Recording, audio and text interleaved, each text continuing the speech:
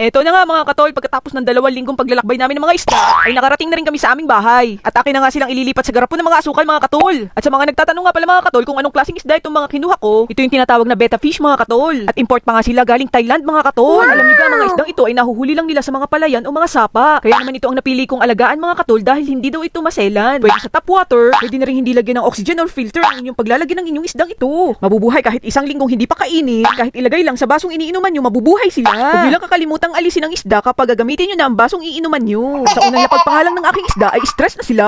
Ay lagapak nga pagbagsak sa garapon ng asukal mga katol. Ay talagang hilong-hilong aking isda mga katol. Kung mapapansin nyo mga katol, tigit-tigisa sila ng lalagyan mga katol kasi mag-aaway-away sila kung pagsasama-samahin sila sa iisang lalagyan. Kasi sila rin yung tinatawag na fighting fish. At sila din yung klase ng mga isda na isinasali sa mga competition mga katol, pagandahan ng mga palikpik. At ito nga red and blue kong isdang ito ay ang tinatawag na half moon beta. Ano kayong magandang ipangalan sa dalawang ito mga katol?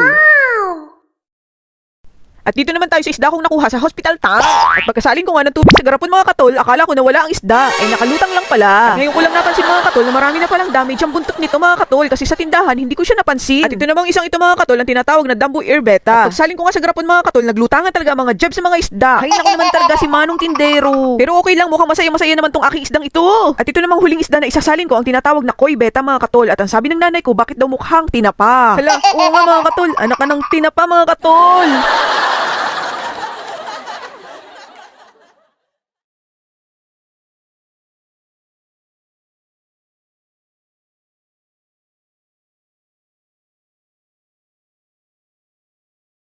Kaya naman umaisalin ko sila sa garapon mga katol ay talaga namang tinititigan ko sila isa-isa mga katol at ako'y tuwang-tuwa na dyan sa part na iyan. Abay talagang kayong mga isda kayo ay talagang dapat kayo ay humaba ang buhay sa aking pangangalaga. Abay naalala ko nga pala mga katol, bakit napakaputla ng aking mga lalagyan ay hindi ko pa pala naiilagay ang aking mga biniling halahalamanan. Kaya naman mga katol, ngayon ilalagay ko na ang aking mga kunwa-kunwari ang halaman para magkabuhay naman ang aking mga lalagyan ng aking mga isda. At lalagyan ko na rin ng makukulay na bato ang kanilang mga garapon para feel na feel nila na nasa earth sila. Ang wish ko lang naman sana ay ang aking mga isda ay matuwa sa aking mga pinagagawa sa kanilang mga buhay. At ito na nga naging itsura ng kanilang mga garagarapunan nung malagyan ko sila ng mga kunwa-kunwari ang mga halaman. At sa aking palagay ay mukha naman silang masaya.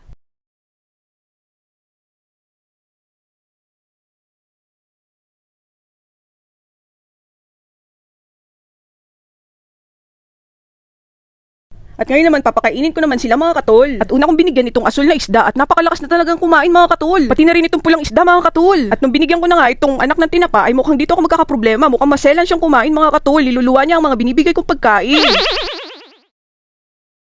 At ganun din itong Dambu Ear Beta ko mga katol, hindi rin siya kumakain, niluluwa niya lang yung mga pagkain. Sa palagay ko, masakit lang yung mga ngipin nila mga katol. Kaya magpapa-schedule na ako sa mga dentista nila mga katol. Abangan niyo ang mga susunod na vlog namin mga katol kasama mga isdang ito kung sino ang tatagal ang buhay sa akin. Salamat sa panonood mga katol, yatan ne, babu!